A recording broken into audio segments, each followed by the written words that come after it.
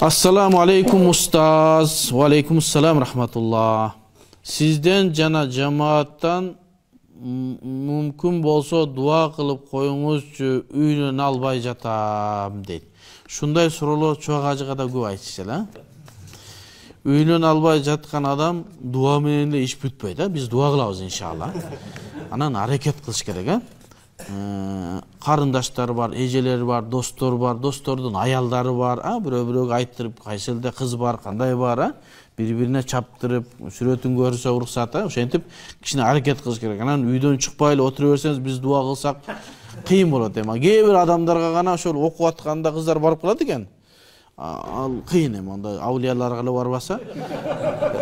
Ошо аракет кылыш керек, кичине. İnşallah biz dua kılarız. Amin. Şu bir tuğanımızda Allah Teala yolunu açkan olsun. Bir saliha, İslam'da düşüngen, imandı, hicabı menen bir jakşı, özünün göңүлүнө jakkan, ata-enesini sıylagan, özün sıylagan bir imandı kız nasip etken olsun. Bir rahmetike, ya Rahman.